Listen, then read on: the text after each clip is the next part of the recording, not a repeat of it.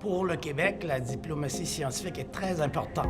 Deux volets. Le premier, c'est l'excellence de notre science, l'excellence de notre recherche. Donc, on passe sur quelque chose de très solide.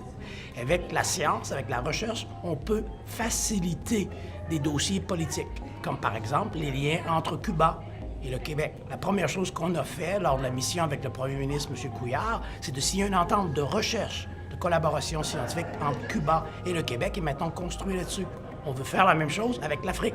Donc déjà, par exemple, l'atelier à Dakar sur la politique scientifique et comment la science peut influencer les décideurs, je pense qu'on doit aller vers ça. Le Québec est bien positionné pour jouer un rôle très important à l'échelle internationale là-dedans.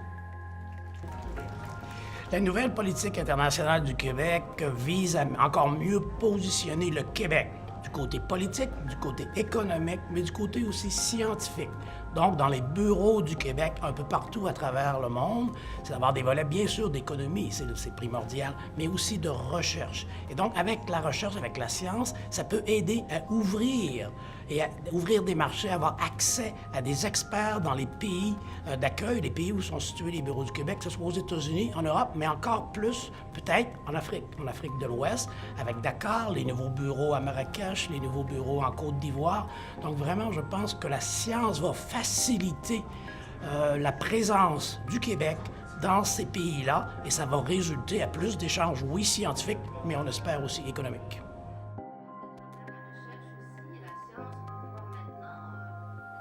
Sur la scène internationale, je pense aussi qu'il faut reconnaître qui sont les acteurs. On a vraiment des regroupements de chercheurs qui sont extraordinaires. On a aussi un bijou qu'on appelle les académies des sciences, entre autres la Société royale du Canada, qui comprend 2000 savants, des créateurs, avec aussi maintenant un collège de jeunes chercheurs. Et ces jeunes chercheurs veulent vraiment s'investir au niveau de la diplomatie scientifique.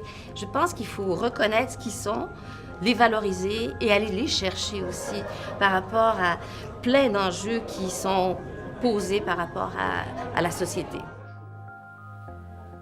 En Angleterre, ils ont des conseillers scientifiques dans le ministère responsable pour les relations internationales qui travaillent étroitement avec le conseiller scientifique en chef. Donc, ça, c'est un très bon modèle. Ils se réunissent assez souvent et ils parlent de différentes difficultés ou des challenges qu'ils ont. Au Japon, on a encore là un conseil consultatif sur la science qui est très impliqué avec la diplomatie scientifique et un premier ministre qui s'implique.